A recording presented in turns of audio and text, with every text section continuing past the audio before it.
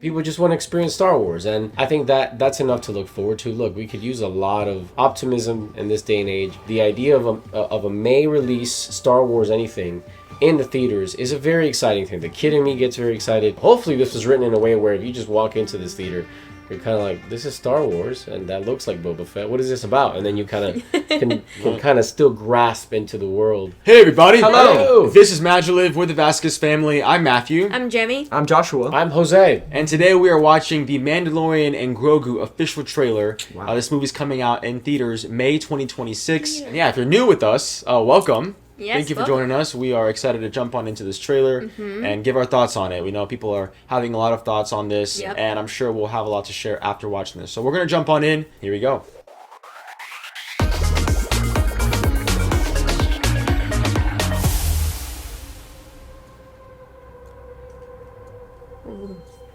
Oh, cool. Oh my gosh. Yeah, I don't hear anything. Oh. Huh. It's the Grogu show. Ooh, Oh. I love the music. And, oh my gosh.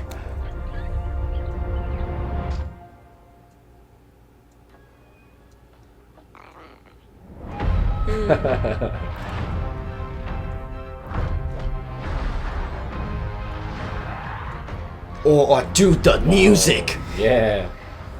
Ludwig did not hold back. Whoa! Yo, Zeb! Wow. That music Oh is my great. gosh. Oh. Oh. Dude, I'm getting goosebumps. Oh my Wow. goodness. Why are they using those things?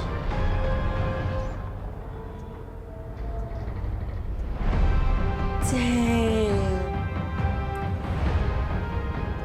Huh. Yes. For IMAX. For IMAX, What does that wow. mean? That means...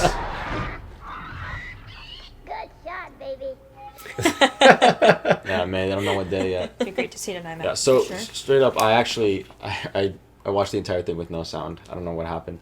So no. technically that happened, but it's okay. This will be a very interesting sucks. perspectives. You know, you What guys heard it with happened? sound. Dude, I was shouting all about the music. I'm so sorry. It's okay though, but you heard it. That's what matters. That I was seeing a different experience with Yeah. no music. I mean, what's good is there wasn't How any does no dialogue, music so affect the experience? So that's a good point. it's okay though. Okay. It really is. But this trailer has 8.1 million views in the first day. Also, disclaimer for those of you that have been with us, our mom is not in this video. Yes. She is currently working, so that's why she couldn't join us. But she sends love from afar, and Yes. we definitely look forward for her to join us in the next reaction video. Quality-wise, I'm just curious on a how visual it level. looked for you, because visually, that's interesting. No music, so Yeah, there was no music to Yeah. drive the You trailer go for you. first. It looked really good. I mean, I'm excited about Sigourney Weaver. I'm obviously a I big love Jon Sigourney Favreau Weaver. fan. But yeah, I mean, it's interesting because, you know, sometimes you've said it with some of these Disney Plus shows or a lot of, I mean, streaming shows in general. Sometimes we find ourselves saying things like, you know, oh, this should have just been a movie as opposed to a series or a season. And this is one of those cases where instead of getting a season 4 of Mandalorian, we're getting a movie. What's the purpose of that? We have no clue. And so I'm very curious. I'm curious to see what that is. You know, after season 2 of Mandalorian, they clearly shifted the direction Yeah. by bringing Grogu back.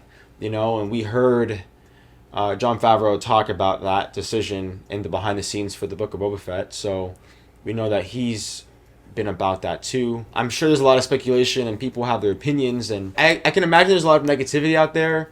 But I mean, just without any sound, I'm glad you like the music. Just hearing you say that. Yeah. I think this does show a lot of promise, and if anything, it'll just be a lot of fun. But I'm not really going in with a lot of expectations, just because that's what's been the best thing to do, honestly. Skeleton Crew was the same example where we went in pretty neutral, and we loved that show. That show was phenomenal. So I am curious to see how Din Djarin grows, right, as a character. And same with Grogu, both of them. I mean, technically, Grogu is his apprentice, so he should be growing, he should be learning. And what makes them go on this adventure? Clearly, maybe you guys heard it. I don't know if there was any dialogue that mentioned what kind of mission they're going on. No. But No, way, everything dude. was really silent. It was very music felt, driven. which I honestly appreciated. Trailers have been known to have an annoying history of revealing too much of the plot in a trailer. Yeah. So the mystery that they kept in the trailer, I really did appreciate.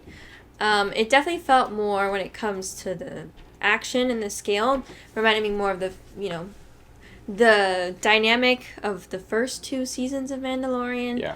The third was fun because you got to see the developing dynamic between Grogu and the Mandalorian, but it definitely felt like it was in the heart of what that dynamic brings, which I really did appreciate. And yeah, they definitely seem like they've gone full out, but like you said, I'm curious about what the mission is, what's the drive, and when this takes place, just chronologically, I'm curious. I know it's not fully to like what we've seen, after Luke and the whole Skywalker saga thing.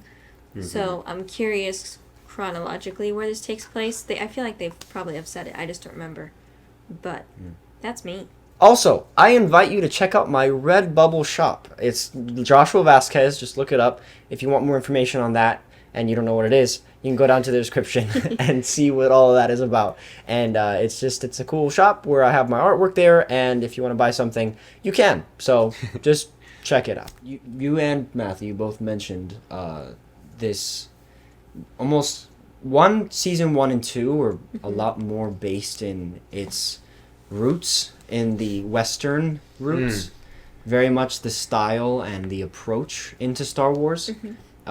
Star Wars has always had this kind of standoff, samurai like tension. That's really, I think, pivotal to what makes Star Wars Star Wars. I think that's objectively something that's come from George Lucas's own mind. Is his inspiration from those stories. And hearing the music, you hear Ludwig. I'm pretty sure it's Ludwig. It has to be. Has to be, yeah. I mean, maybe. If it's not, then whoever you are, great job. I want to research and see who you are. But it's honestly that scale and the opportunity for this to be in theaters is really owning up to the Western inspiration and Western style of movies more specifically.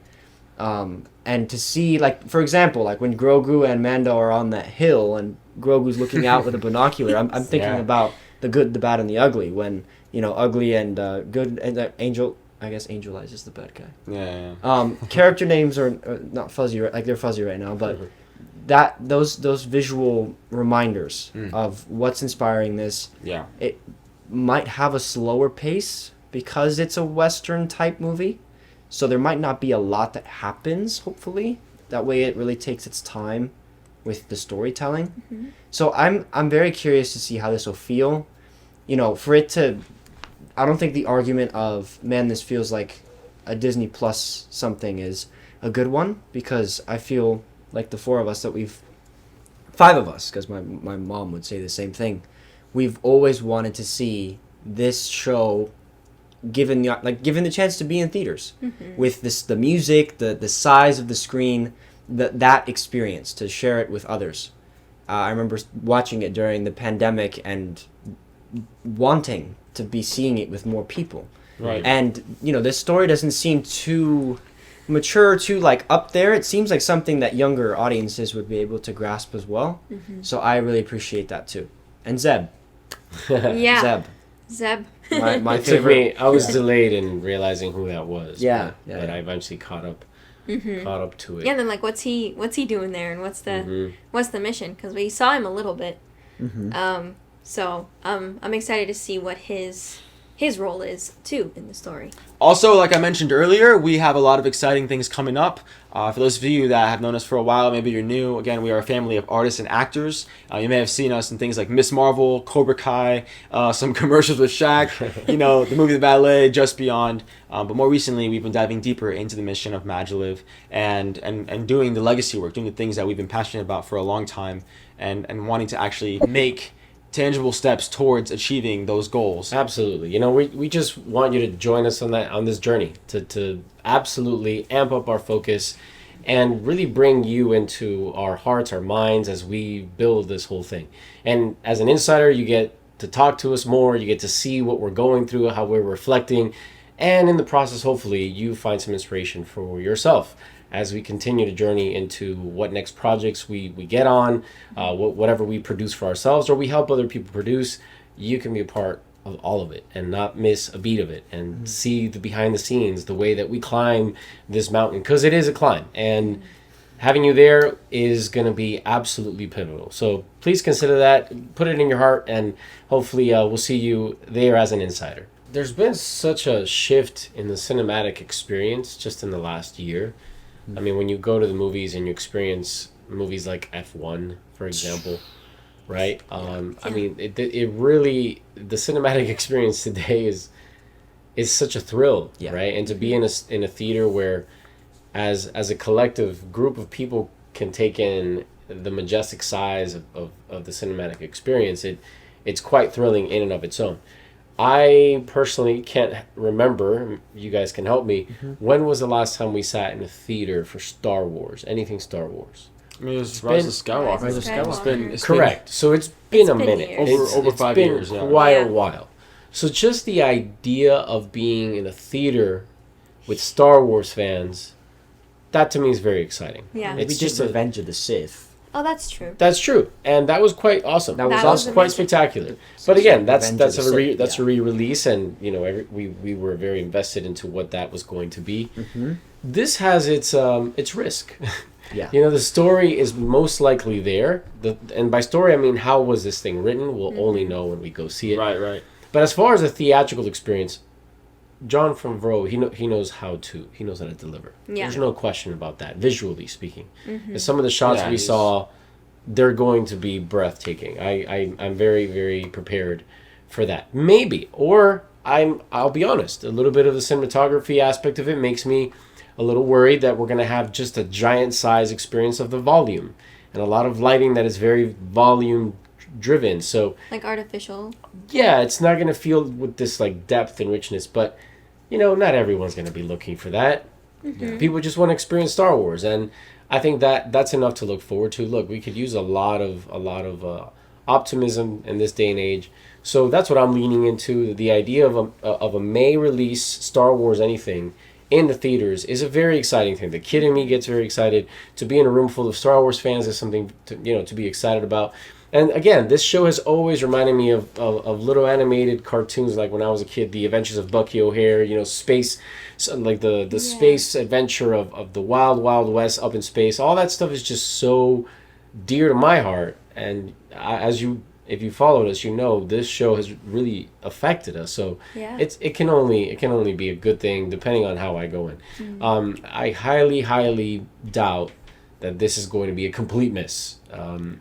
There's going to be a lot to take away from this one. Sigourney Weaver in this. Yeah, I mean, you to get someone like that to sign on, there has to be Yeah. something that draws an Something. actor like And that, also- story-wise. So I have to believe in that as Totally. much. I have to have faith in that, and I'm choosing to do so. There's a way too where I don't know, at least with movies I've seen her part of, where there's a seriousness to the genre, but there's also a lightheartedness that's also very important. And one thing I did realize, like adding on to what you were saying about like the space adventure and all of that, I do appreciate the intentionality in the font. It kind of reminds me of DuckTales, like almost an adventure kind of essence Yeah, to you're it. And also I was remembering, I got a glimpse of what the poster looks like, and it gives you that kind of feel of like a space adventure, like something more lighthearted about it. But There's obviously also something Indiana Jones about the poster. Indiana Jones For me, Yeah. Yeah, And so I'm curious about that kind of adventure and route it'll take, because I know that's also there's an intention behind that. But what were you gonna say? Yeah, there's a lot of promise here. I think if they keep it simple and just execute on that and do it extremely well, I think there is a beauty to keeping it simple. A lot of these old classic films are simple at their core, and they then just go in and make them extremely dynamic, right? And can you just give us a solid experience, a great experience in theaters from beginning to end, and not just deliver on what you promise, but over-deliver, And that's...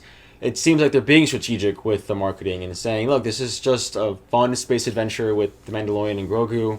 And yeah, will there be things that potentially tie into other things? Maybe, but you know, I think it's smart that they're giving us just enough in terms of those fans that might be excited about that, like the Zebs and, you know, like I know there was a character, I believe that character we saw there that's part of the Huts, is the character that Jeremy Allen White's playing from The Bear, which is hilarious. Oh.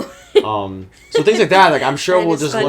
learn more and explore. Very So, I'm looking forward to it. Like you said, Yeah. Dad, I think just to be able to go to theaters and I applaud watch a them Star for Wars doing movie this. They together. haven't done this in a while. That's exciting. But It's giving a lot of time to viewers who didn't even know that these characters exist. Like they're gonna have a chance to go on Disney Plus and find out a little bit about what this is. That's if there's an interest for what this movie could entail. Hopefully this was written in a way where if you just walk into this theater, you're kind of like, this is Star Wars and that looks like Boba Fett. What is this about? And then you kind of can kind of still grasp into the world so that it still works as just a standalone story. That I think is the challenge, And because it not a lot feels of like people it, know though. about it. There is no reference to the Mandalorians, Right. the planet and all the stuff from season 3. There's not a lot of that from what we can see. I mean, we met Zeb in season 3, right? yeah. And there's certain things that were introduced again in live action, but it really feels like everything we're seeing is relatively simple. And I think that there's a beauty to that, and I also, I think about our cousins. We have cousins and Little to- cousins. little Little cousins. cousins. They're younger, so maybe this will be a bit too intense for them right now.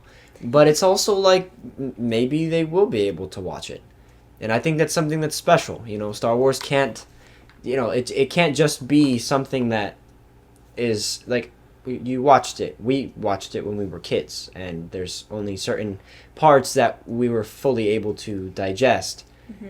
So to have that continue, that tradition of being able to cater to children, it's a Yeah. very important thing. That's a good You question. can't stray away from that. So the question is, how will this reach all Right, ages? right. So I didn't see any significant gore or anything that was like out of the norm, or I think that it would be awesome if this is exciting for us, exciting for younger audiences, very much like a Clone Wars.